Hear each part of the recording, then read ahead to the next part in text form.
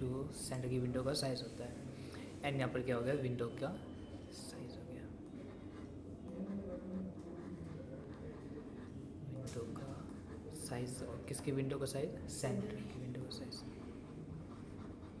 और जो रिसीवर होगा उसके विंडो का साइज़ कितना होता है, 1 होता है।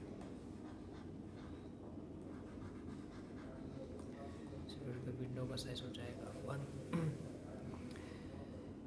विंडो की साइज़ मैक्सिमम कितनी हो सकती है, n की पावर n-1। मतलब कि अगर हम 2 बिट्स यूज़ करें जहाँ पे आपके पास में क्या हो जाएगा, n जो हो जाएगा वो आपकी हो जाएगा विंडो का साइज़, और स्मॉल n क्या हो जाएगा, bits used for sequence number.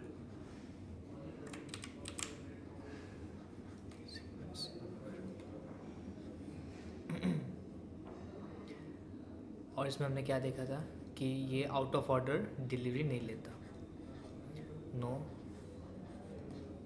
Out of order delivery.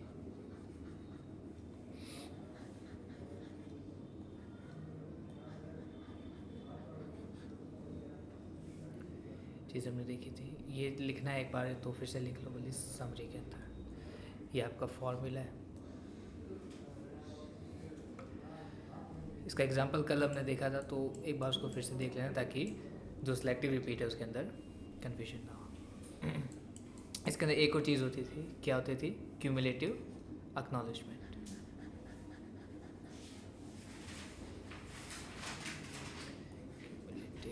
इसी के इसका एक प्रॉपर एग्जांपल देख लेते हैं। लेट्स से अगर मैं कहता हूँ कि मेरे जो बिट्स यूज्ड है किसके लिए, सीक्वेंस नंबर के लिए, bits use for sequence number कितने हैं आपके पास में, 2। तो आपके पास में कितने होंगे सीक्वेंस नंबर इसमें, 2 की पावर 2 -1। इसमें आपके -1 नीचे है, 2 के ऊपर नहीं है, तो आपको हो जाएगा 4 - 1 = 3। मतलब कि 0, 1, 2, 3, ये हो गया आपके टोटल 4, और आपके 0 से लेके 3 तक। तो आपकी जो विंडो है वो क्या हो सकती है, या तो इससे छोटी या इसके बराबर हो सकती है। ठीक है, तो इसका एग्जांपल देखते हैं कि अगर मेरी विंडो साइज़ ज़्यादा हुई तो क्या हुआ। लेट्स अगर मेरी विंडो की जो साइज़ है वो है 5, और मेरे जो सीक्वेंस नंबर है वो कितना है, 3, 0 से लेके 3 तक, 0, 1, 2, 3, टोटल हो जाएंगे 4। ये मेरा सेंडर है, इसके पास में लेट्स से 9 फ्रेम्स है, 9 फ्रेम्स है। पहला, दूसरा, तीसरा, चौथा, छठा, 7, 8 और 9। हमारे पास में जो है सीक्वेंस नंबर कितने हैं, 0, 1, 2, 3। उसके बाद में ये क्या हो जाएगा, 0 से रैप हो जाएगा, 0, 1, 2, 3, वापस आपके 0 आ जाएगा। लेट्स से आपकी जो विंडो का साइज़ वो क्या है, 5। यहाँ पे आपके पास 5 है और ये आपके पास में 3, तो ये जो कंडीशन है वो फुलफिल नहीं हो रही है। तो इस केस में आपके पास में क्या होगी, एम्बिग्विटी। लेट्स से आपके पास में 1, 2, 3, 4, 5 फ्रेम्स गए। सीक्वेंस नंबर का रीज़न ये होता है होने का कि फ्रेम को डिस्टिंग्विश कर सके। तो आपके पास में जो फ्रेम गए उनका क्या था, सीक्वेंस नंबर 0 था, 1 था, 2 था, 3 था, और वापस 0 हो गया। तो ये आपके पास में क्या हो जाएगी, मिस्टेक हो जाएगी कि आपके पास में एक ही सीक्वेंस नंबर के 2 फ्रेम्स गए। लेट्स से आपके पास में जो सीक्वेंस नंबर है, आपके पास में यहाँ पर विंडो की साइज़ है 2, और आपके पास में यहाँ पर इक्वल्स है 3, या हम यहाँ पर ले लेते हैं 3 और इक्वल्स टू 3। कौन सी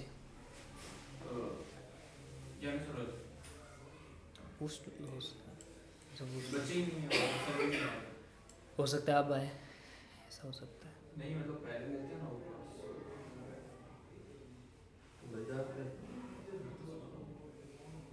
पूछ लो उनसे। ठीक है, इसका एग्जांपल देखते हैं, इसके बाद में सिलेक्टिव रिपीट स्टार्ट करते हैं। मैं कहता हूँ हमारे पास में 9 फ्रेम्स है, 3, 4, 5, 6, 7, 8, 9 फ्रेम्स में 3, 4, 5, 6, 7, 8, 9 हमारे क्या है, 3 = 3। ये आपके पास में हो गया सीक्वेंस नंबर, ये हो गया आपके पास में विंडो का साइज। 0 1 2 ये आपके पास में 3 है। ठीक है, तो 0 1 2 3 और 0 1 2 3 0 1 2 3 ये आपके पास में 2 की पावर n माइनस 1 है, इसीलिए आपके क्या हो जाएंगे 0 से लेके 3 तक 2,3 ऐसा हो जाएगा। तो आपके जो विंडो की साइज़ है वो है 3, तो आपके पास में 3 फ्रेम्स यहाँ पर गए 1, 2, 3। इसमें कोई भी आपके कन्फ्यूजन नहीं है, तो आपके पास में कौन सा आएगा इसी के, ये तो 0 1 2 3 इसके अंदर हमारे पास में 0 1 2 जाएंगे, उसमें हमारे पास कोई कन्फ्यूजन नहीं होगा। जैसे हमने लिखा है 0, 1, 2 ये हमारे पास में गए, तो हमारे पास में इसी के कौन सा आएगा 3 आएगा। फिर हमारे पास में गए कौन से, ये वाली विंडो की साइज़ 3 0 1 और हमारे पास में कौन सा आएगा इसी के 2 आएगा, तो इसमें हमारे पास में कोई भी कन्फ्यूजन नहीं है। उसके बाद हमारे पास आएगा 2 3 0, तो इसमें भी हमारे पास में कोई एम्बिग्यूटी नहीं है, तो इसीलिए ये आपका फॉर्मूला इस वजह से काम करता है। अब देखते हैं सेलेक्टिव रिपीट, इसमें कोई डाउट है गो बैक एंड में कैसे काम कर रही है? ठीक है,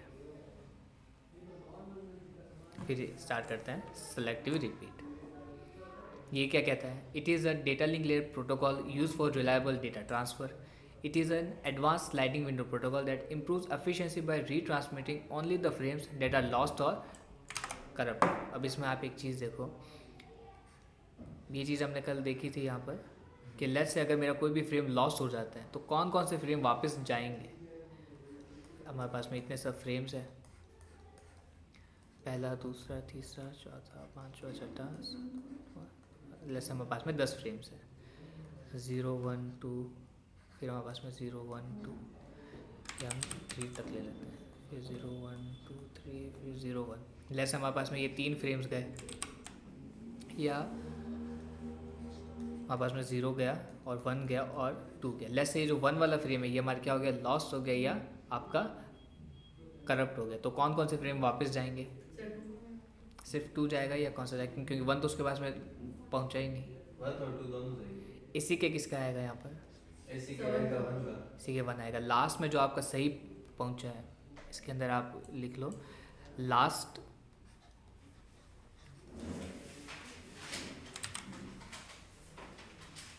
करेक्ट फ्रेम प्लस 1। इसी का किसका आएगा? Last correct frame plus 1। Last में इसके पास में 0 सही से पहुंचा तो ये आपको 0 + 1 1 का इसी के लिए चेयर है।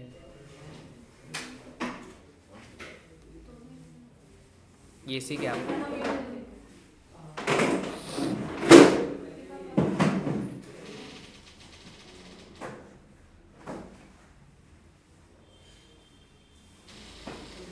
इसी के किसका आएगा? लास्ट करेक्ट फ्रेम प्लस 1, तो ये आपको किसका देगा? लास्ट इसी के 1 देगा। अब मान लो उसके पास में 0 पहुंच गया और ये जो 2 है वो भी पहुंच गया, तो ये किन किन को एक्सेप्ट करेगा? क्या ये 2 को एक्सेप्ट कर लेगा? क्या नहीं करेगा। ये क्या लेता है? हमेशा इन ऑर्डर डिलीवरी लेता है। हमने ऊपर क्या देखा था? No out of order delivery. ये क्या कहेगा? पहले 0 आएगा, फिर 1 आएगा, फिर आपके पास में 2 आएगा, तो ये क्या कर देगा? 2 को यहाँ पर डिस्कार्ड कर देगा। भले आपके पास 2 आया, 3 आया, 4 आया, ये उसके बाद वाले जो भी फ्रेम्स है उसको क्या कर देगा? डिस्कार्ड कर देगा। Discard out of frame delivery.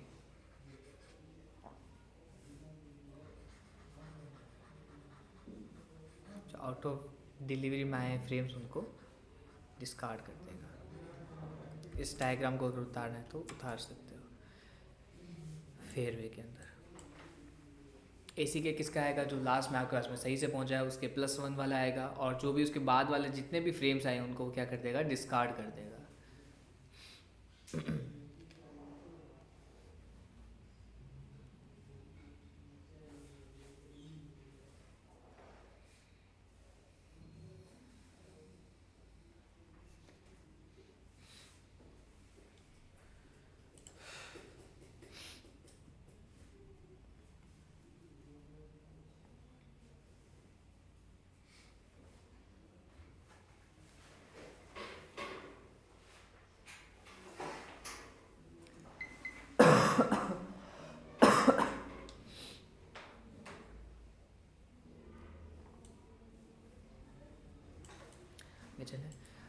अब गो बैक एन और जो सेलेक्टिव रिपीट है उन दोनों के अंदर डिफरेंस देखते हैं।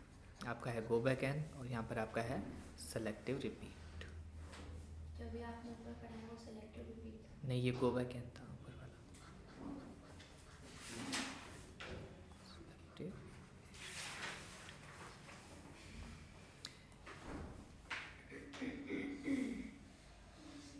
इसमें आपके पास में जो सेंडर की विंडो होती है मोर देन 1 होती है और रिसीवर की विंडो कितनी होती है 1 होती है। इसमें आपके पास में सेंडर की विंडो भी मोर देन 1 और रिसीवर की विंडो भी मोर देन 1। आपका पहला पॉइंट। दूसरा क्या करता है, नो, क्या हम लिख सकते हैं नो आउट ऑफ ऑर्डर या only in order delivery. Only in order delivery.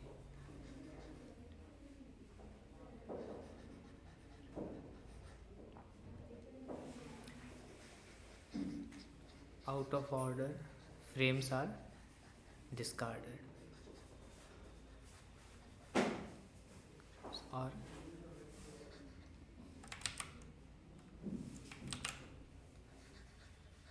discarded।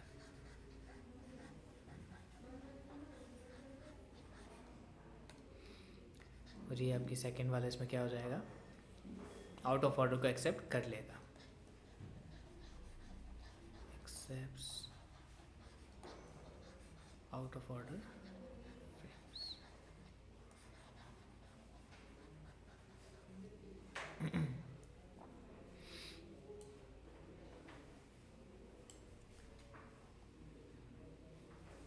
इसमें आपके पास में क्या होता है, क्यूमुलेटिव एक्नॉलेजमेंट।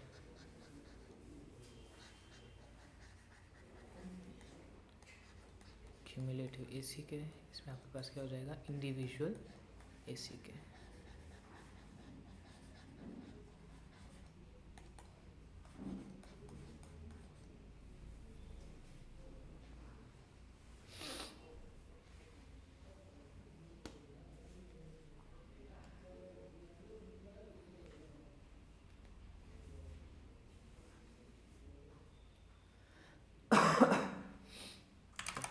ये लिख लिया। तो अब देखो इसमें हमने क्या देखा था गो बैक एन के अंदर कि अगर मैंने भेजा 1 भेजा 2 भेजा 3 4 और 5 भेजा, मेरा ये जो 2 वाला है ये क्या हुआ, वहाँ पर नहीं पहुँचा या वहाँ पर जाकर एरर आई, तो इसको क्या भेजना होगा, ये सब जो फ्रेम्स होंगे वो क्या हो जाएंगे आपके डिस्कार्ड हो जाएंगे। किसमें, आपके गो बैक एन के अंदर। पर अगर आपका ये वाला हुआ सिलेक्टिव रिपीट, तो उसमें आपके पास क्या होगा, अगर मान लो मेरे पास में 2 वाला सही से नहीं पहुंचा तो मेरे को कौन सा भेजना पड़ेगा, सिर्फ 2 वाला ही फिर से भेजना पड़ेगा, बाकी के फ्रेम मेरे डिस्कार्ड नहीं होंगे। ऐसे काम करता है। तो लेट्स से ये आपका सिलेक्टिव रिपीट का फ्रेम है, आपका जो डेटा है वो मल्टीपल पार्ट्स में बांटा हुआ है। ये आपका पहला, दूसरा, तीसरा, चौथा, पांचवा, छठा, सातवां और आठवां 9 फ्रेम्स ले लेते हैं। Sequence number 0 1 2 3 0 1 2 3 0। ठीक है, तो अब मान लो कि अगर मैं 0 1 और 2 को भेजता हूँ, ठीक है, किसके अंदर, आपके सिलेक्टिव रिपीट के अंदर, तो आपके पास में इसी के किसका आएगा, इसके अंदर 0 का भी आएगा, आपके पास में AC के 1 का भी आएगा, आपके पास में AC के 2 का भी आएगा। क्यों क्यों क्योंकि ये आपका क्या देता है, इंडिविजुअल एक्नॉलेजमेंट देता है। चीज़ आप लिख लो इसको फेयर वे में।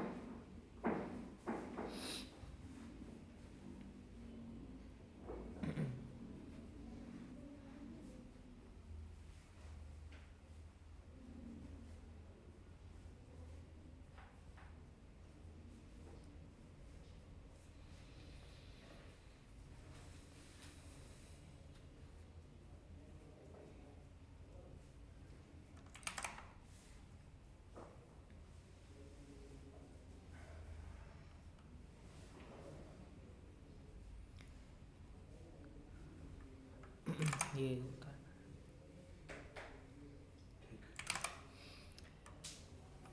Unlike go back and both centre and window uses a window greater than 1, दोनों की जो विंडो की साइज़ क्या होती है, एक से ज़्यादा होती है।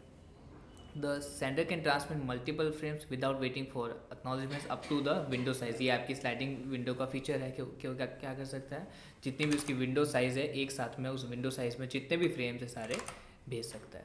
The receiver can accept frames out of order and store them in buffer. उसके पास क्या होता है, एक बफर होता है। जैसे आपने भेजा 1 भेजा, 2 भेजा, 3 आपने 4 भेजा, 0 के साथ में आपने 5, इतने आपने फ्रेम्स भेजे। तो अब मान लो कि ये जो 2 वाला अगर नहीं पहुंचा तो वो 3, 4 और 5 को क्या कर लेगा, बफर के अंदर सेव कर लेगा। उसको बफर के अंदर सेव कर लेता है। क्यों?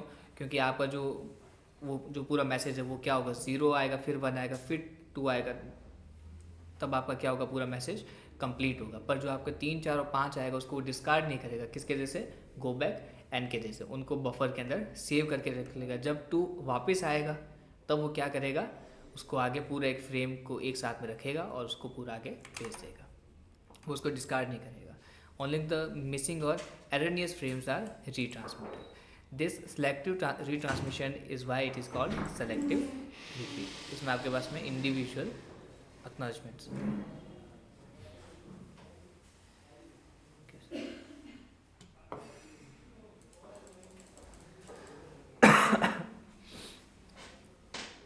कि ये 4 जो पॉइंट्स है उसको शॉर्ट में लिख सकते हैं। Individual accounts, selective retransmission, out of order buffering और एफिशिएंट विंडो मूवमेंट।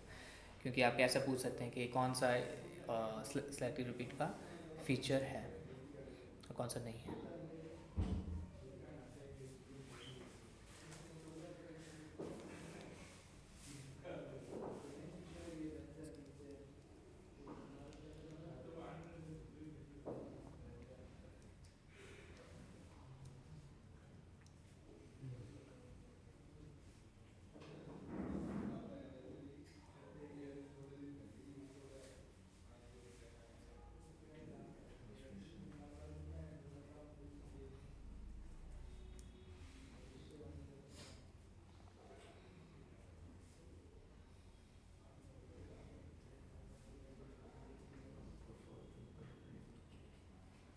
सर दोनों में कौन सा वाला बेटर होगा, सिलेक्टिव रिपीट?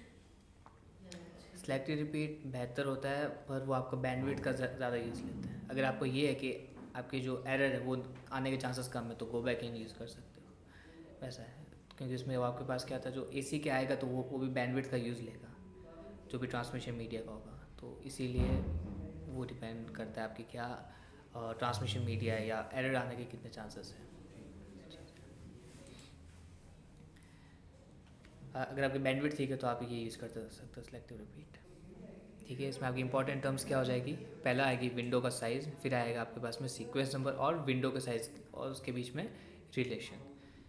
इसको स्टार्ट से पढ़ना स्टार्ट करते हैं। इसमें कोई डाउट है तो पूछ लो कि क्या होता है आपके इंडिविजुअल एक्नॉलेजमेंट्स कैसे होते हैं, सेलेक्टिव रीट्रांसमिशन। फोर्थ वाला efficient window movement, sliding window based on individual maximising throughput. ये वही चीज़ है जो हमने इसके अंदर देखी थी कि वो इंडिविजुअल एसी के देगा। वही चीज़ है, जैसे मान लो कि अगर 0 आ गया तो यह आपकी क्या हो जाएगी, विंडो यहाँ से मूव होकर यहाँ पर हो जाएगी। फिर मान लो कि अगर 1 और 2 भी आ गया तो ये आपके स्लाइड होकर यहाँ पर हो, तो वो ऐसे स्लाइड होती जाती है। क्यूमुलेटिव एलिमेंट्स कंप्लीट नहीं हो तो लास्ट में जाके फिर जैसे मान लो कि यहाँ पे 2 बचे तो वो 2 को भेज देगा, फिर 2 ही बचे तो वो 2 ही को भेज देगा, वैसा होता है इसमें। अब इसके अंदर जैसे मान लो आपके गो बैक एंड के अंदर क्या हो जाएंगे, ये डिस्कार्ड हो जाएगा। तो वो क्या करेगा, जो भी आपका ये वाला फ्रेम है इसके साथ में बाकी के फ्रेम्स को फिर से भेजेगा वो, है ना। इसका गो बैक एंड का फिर से एग्जांपल देखते हैं और इसके साथ में डिफरेंस देखते हैं। जैसे मान लो मैंने कहा 0 1 2 3 4 5 6 को उसने भेजा और आपके 3 वाले के अंदर एरर आ गई, तो वो क्या होगा, फिर ये आपकी विंडो स्लाइड होके यहाँ पर आ जाएगी। फिर आगे वाले जो होंगे आपके पास में 7 और 8 उसको फिर से भेजेगा। क्यों? क्योंकि आपके पास में 0 पहुँच गया, 1 पहुँच गया, 2 पहुँच गया, ये वाला आपका नहीं पहुँचा, तो इसके साथ वाले बाकी के फ्रेम्स को वो फिर से भेजेगा। पर अगर आपका होता सेलेक्टिव रिपीट तो वो बाकी को क्या कर लेता, बफर के अंदर डाल देता। अगर आपका ये वाला नहीं पहुँचा, ये सब पहुँच गए, ये सब आपके पहुँच गए, तो वो इस वाले को फिर से भेज देगा और आपका जो फ्रेम है वो क्या हो जाएगा, कंप्लीट हो जाएगा। और वो आगे जो भी फ्रेम्स हैं उन सबको आगे भेज देगा जो फ्रेम का सेट है। हाँ, फिर वो आपके सेवन फिर से वो आएगा। अगली फ्रेम के साथ भेजेगा कि पहले जो करप्ट है उसको भेजेगा और उसके बाद वो फ्रेम गो के बैक एन में या उसके अंदर नहीं सेलेक्टिव रिपीट में सेलेक्टिव रिपीट में जो आपका सही से नहीं पहुंचा सिर्फ पहले उसको उसको, भेजेगा हाँ वो पहले उसको भेजेगा। और उसका एसी के वापस आएगा कि उसका इसी के तो आएगा हाँ वापस, उसका एसी का आएगा उसके बाद वो विंडो बाकी के फ्रेम को विंडो आगे भेजेगा। जाएगी। जैसे मान लो ये आपका ये जो चीज़ है वो आपके सही से आगे, तो वो आगे स्लाइड हो सकता है वैसे, है ना। जैसे मान लो ये अगर आपके सही से पहुंच गए तो आपके आगे स्लाइड हो जाएगा। लेकिन अगर बीच में से बात पहले करप्ट वाले को भेजेगा। हाँ वो वाला उसको वापस को भेजना पड़ेगा, क्योंकि उसके पास में जो फ्रेम का सेट है वो तो होना चाहिए कंप्लीट। भले ही वो बाकी के 4 5 6 को बफर के अंदर सेव कर लेगा, पर जो फ्रेम का सेट है वो कंप्लीट होना चाहिए। अब मान लो कि हमने हेलो भेजा है, HELLO भेजा है, मान लो कि इसको उसने चेंज किया 0110 या 1101 के अंदर, इसको उसने फ्रेम्स के अंदर बांट लिया, ये एक फ्रेम है, ये दूसरा फ्रेम है, ये तीसरा फ्रेम है, ये वाला पहुंच गया, ये वाला पहुंच गया, पर ये जो 001 है ये भी वहाँ पर पहुँचना ज़रूरी है ताकि हेलो जो मैसेज है पूरा कंप्लीट हो, ये चीज़ है। तो इसके अंदर आपके पास में पहला होता है विंडो का साइज़। विंडो का साइज़ क्या होगा, सेंडर की जो विंडो का साइज़ है वो कितना होगा, मोर देन 1 होगा, और जो रिसीवर है उसका भी क्या होगा, मोर देन 1 होगा। The sender window size is n, means वो n फ्रेम भेज सकता है बिना ACK का वेट किए हुए। ये हमने उसके अंदर देखा था फ्लो कंट्रोल के अंदर आपका स्लाइडिंग विंडो का मैकेनिज्म क्या होता है। If n equals to 4 the sender can send 0 1 2 3, ये चीज़ है आपका इसके अंदर। फिर है रिसीवर का window size. The receiver window size is also greater than 1, क्योंकि वो ग्रेटर देन 1 है इसीलिए वो क्या कर सकता है, फ्रेम्स को बफर के अंदर सेव करके रख सकता है। The receiver can accept multiple frames within this window even if they arrive out of order. Out of order frames are buffered not discarded. ये एक लाइन लिख लो, इंपॉर्टेंट है कि out of order frames are buffered not discard, वो discard नहीं हो सकते। ये आपने पहले भी लिख रखा है, पर एक लाइन नोट के अंदर रहेगी तो हेल्प रहेगा। श्रद्धा पार्ट बाकी है, ऐसे मैसेज सीन करके छोड़ने के बाद पहले मैंने लिखा था ना, हाँ उसके बाद में कुछ रिप्लाई नहीं दिया।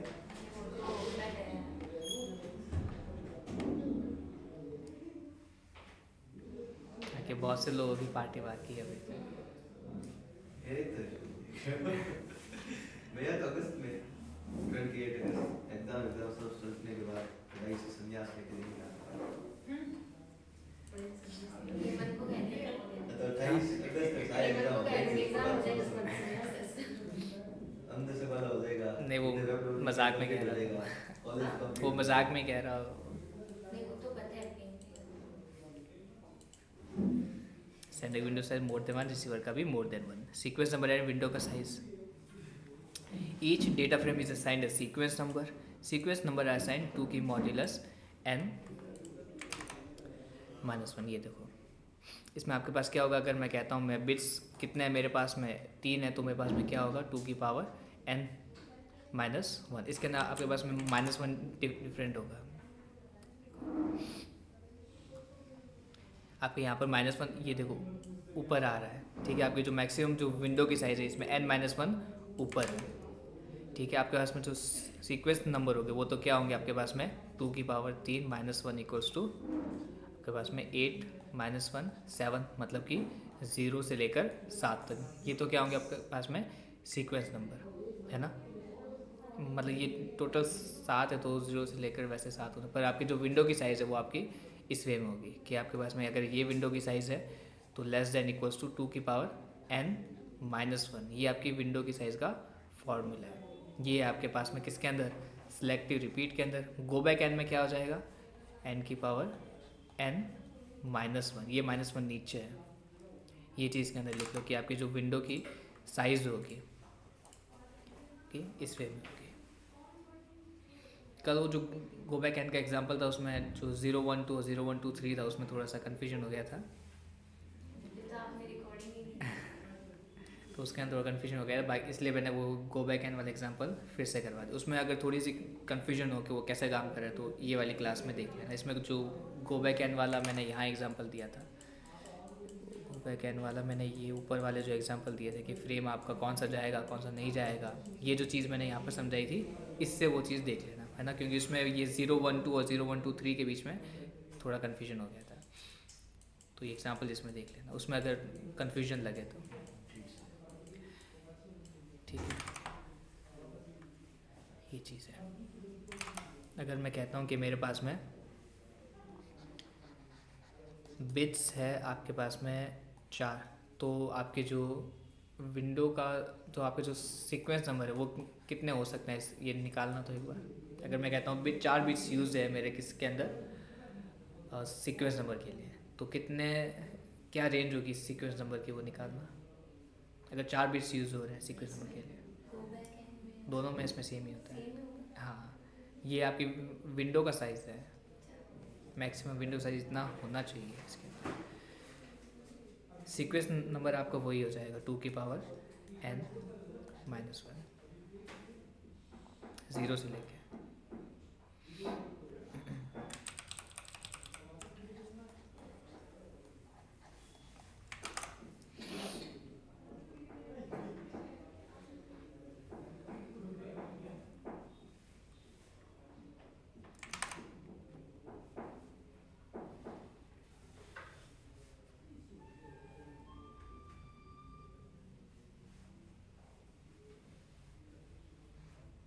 इसका फार्मूला क्या है, 2 की पावर आपके पास में 4 माइनस 1, 0 से लेके। ये आपकी सीक्वेंस नंबर है, ये आपके विंडो का साइज़ है, दोनों में डिफरेंस है। ये देखो, अगर मैं कहता हूँ, 0 से 15 है। हाँ 0 से 15 आ जाएगा। Total 16 distinct numbers. ये देखो, ये जो इसके अंदर सीक्वेंस नंबर की लाइन को देखो, total distinct sequence number available is 2 की पावर n, पर आपकी जो रेंज होगी वो क्या होगी, 0 से लेकर 2 की पावर n माइनस 1। ये आपका सीक्वेंस नंबर है, ये जो चीज़ है ये आपकी विंडो का साइज़ है ना। इस चीज़ को इसके अंदर देखते हैं। लेट्स से अगर मैं कहता हूँ कि मेरे पास में जो बिट्स यूज है किसके लिए, सीक्वेंस नंबर के लिए, bits use for sequence number मेरे पास में लेट्स से 4 है।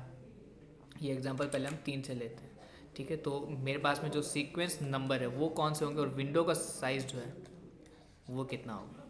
सीक्वेंस नंबर क्या होगा, 2 की पावर अगर से 3 माइनस 1, तो मतलब 8 माइनस 1 7। टोटल आपके पास में कितने होंगे, 8 ही होंगे, पर 0 से लेके 7 तक हो जाएंगे, जो कि आपके टोटल 8 हो गए। विंडो की साइज़ जो है वो आपके पास में n देन 2 की पावर n माइनस 1, मतलब कि इसको अगर हम सॉल्व करें तो आपके पास में n क्या होना चाहिए, छोटा या बराबर 2 की पावर आपके पास में 3 माइनस 1, मतलब कि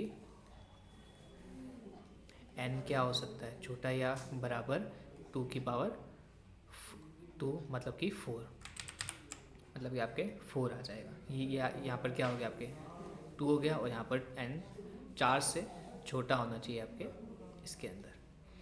ये होता है आपका विंडो साइज और सीक्वेंस नंबर का। फर्स्ट आपका सीक्वेंस नंबर, दूसरा आपके विंडो साइज। इसको फेयर में उतार लो, चीज़ रहती है। इसके अंदर आपके फॉर्मूले पूछते हैं, सीक्वेंस नंबर कितना हो सकता है वो पूछ सकते हैं, और आउट ऑफ ऑर्डर डिलीवरी क्या होता है, इन ऑर्डर डिलीवरी किस में होता है, आपके विंडो का साइज़ कितना होता है। ये क्वेश्चन बहुत आता है कि विंडो का साइज़ किसका कितना होता है।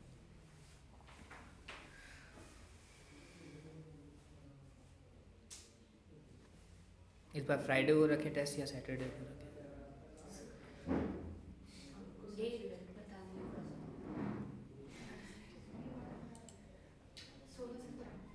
16 को रख लें, क्योंकि हो सकता है मेरे 16 को मेरे एग्ज़ाम्स हो, तो उस दिन रख सकते हैं। तो उस दिन तो आप हो गई। तो मैं एग्ज़ाम तो यहाँ पर पेपर तो देना है। क्लास नहीं लेंगे, उस दिन टेस्ट ले लेंगे सर, ऐसे करेंगे। ऐसा करें। तो मैं डेट या तो बता दिया, तो फ्राइडे या सैटरडे को। हाँ लेंगे सर, आप ग्रुप में मैसेज डाल देना मुझे। फ्राइडे को ले लो। को ले लो सर। हाँ तो सैटरडे को सैटरडे को आओगे तो सही ना। आऊँगा। हाँ, तो मैथ की क्लास है ना, उसके बाद देंगे एक सेट सर, उसके बाद मैथ्स की क्लास डेट फ्राइडे को लेंगे। आपकी क्लास की टाइमिंग ही होगी टेस्ट। हो सकता है अगर मेरे 9 से 10 एग्ज़ाम हो जाए तो मैं तो आप ये पढ़ा लो। मिड टर्म 9 से 10। हो सकता है, मेरे को टाइमिंग वहाँ का पता नहीं है, वहाँ का क्या रहता है टाइम।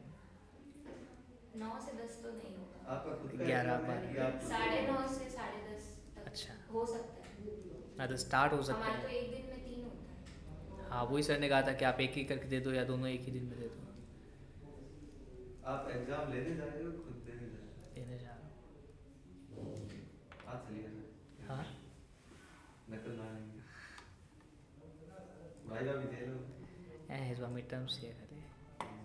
भाई दे लो मदद। एक अभी है एक मार्च में। नकल ना लेंगे। एक कॉपी को भाई गाड़ी मूवमेंट कर दी लास्ट।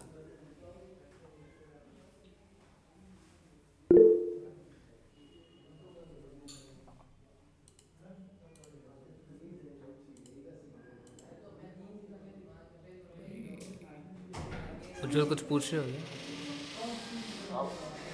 न्यूमेरिकल्स आपको बोल रहे थे वो यही है क्या न्यूमेरिकल्स? वो न्यूमेरिकल नहीं, वो आपके इसमें नहीं आएंगे न्यूमेरिकल सर, वो आपके एरर डिटेक्शन में आएंगे। ये आपके एरर रिकवरी वाला पार्ट है। इसमें आपके ये पूछ सकते हैं कि ये आपका कौन सा होता है फॉर्मूला, उसमें कौन सा होता है, वैसा है। और अगर ये आपका किस में था, सेलेक्टिव रिपीट में था, और यही अगर आपके किस में होता, गो बैक एन में होता, ये आपके 2.1 डाल लो और ये 2.2 डाल लो किस में, गो बैक एन के अंदर, तो उसमें आपके विंडो का साइज़ कितना हो जाएगा, कैपिटल एन फिर 2 की पावर एन माइनस 1। हाँ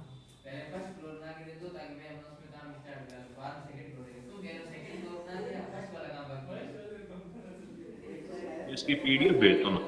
हाँ इसकी पीडीएफ मैं भेज दूँगा।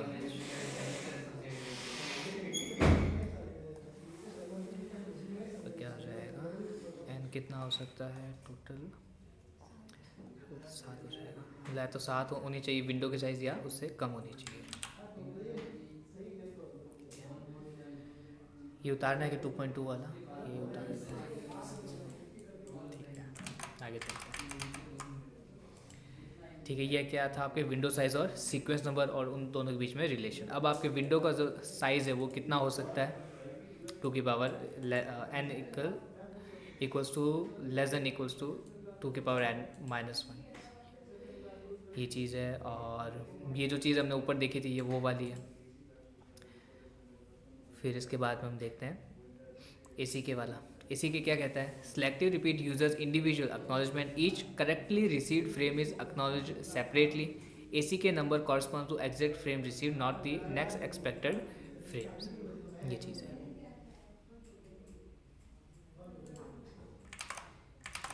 ये क्या कह रहा है, जैसे आपके गो बैक एन के अंदर होता था,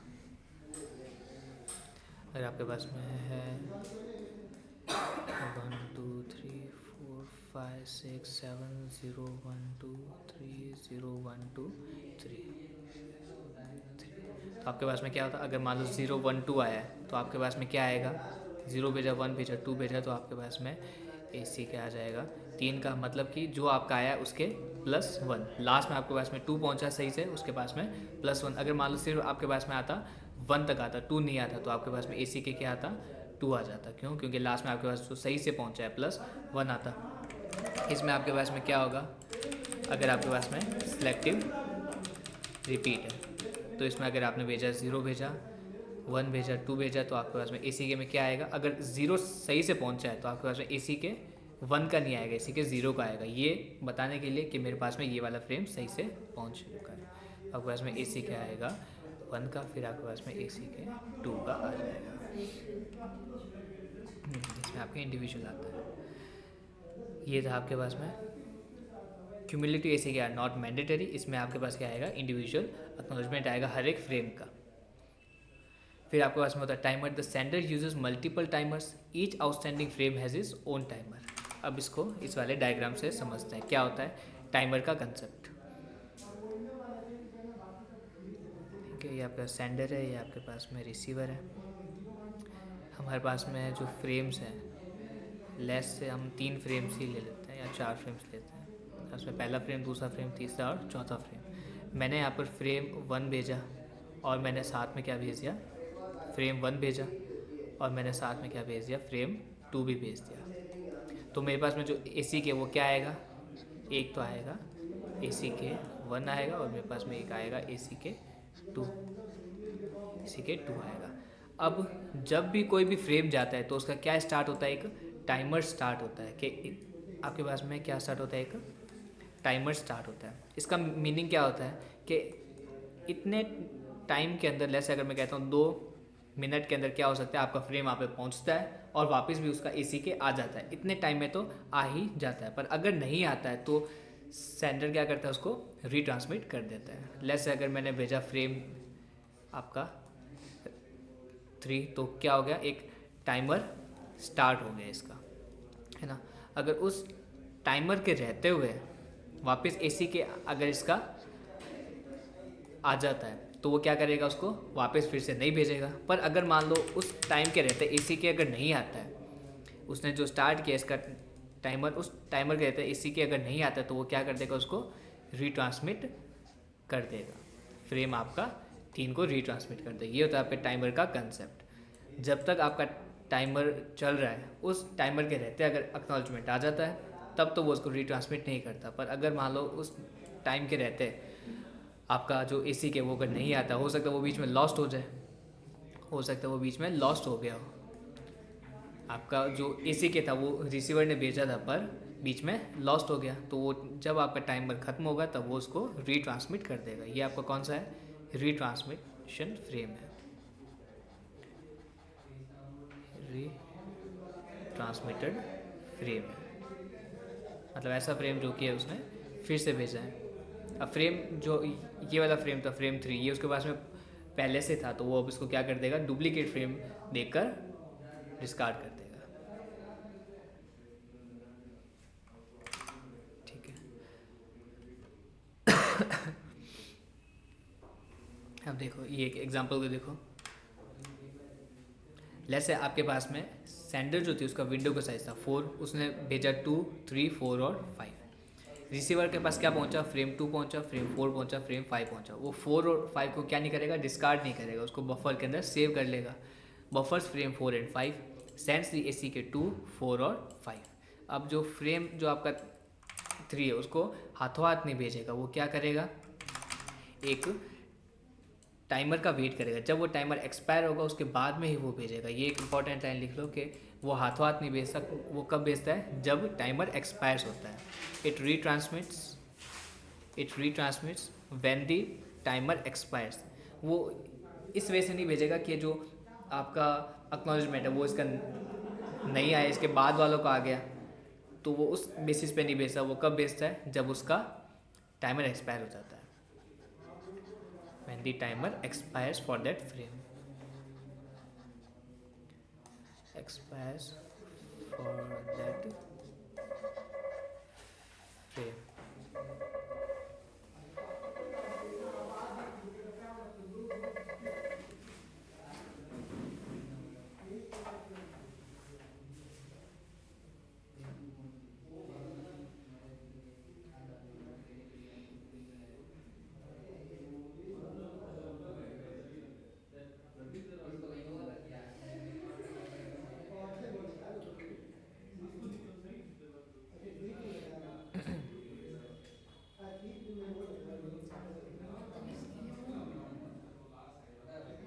क्या हुआ, हेमंत की आवाज़ें आ रही हैं।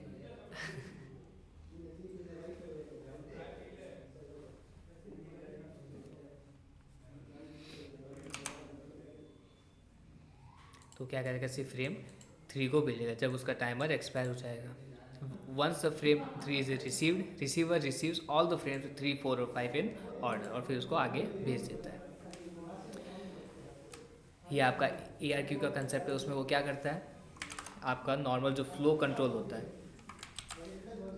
Flow control plus ARQ equals to आपका एरर कंट्रोल का रिकवरी वाला।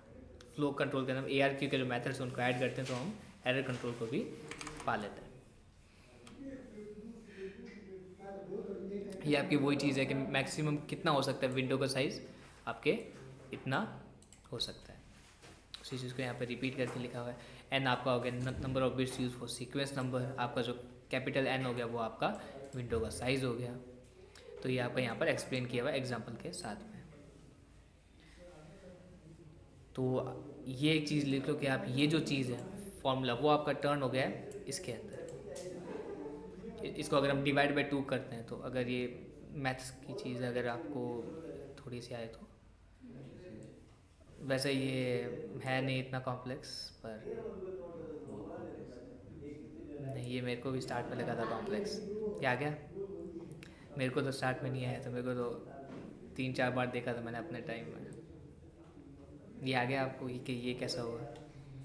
माइनस में है ना तो वो डिवाइड होता है ना, हाँ फिर वो उधर चला जाएगा डिवाइड में। ये इसको जैसे मैं डिवाइड बाय 2 किया तो ये आपका इससे हो गया था, फिर ये आपका -1 हो गया था। ये मेरे टाइम हुआ था तो मैंने किया था ये इसको -1 कैसे हुआ, ये n-1 ये आपको आगे समझ में ये कैसे हुआ?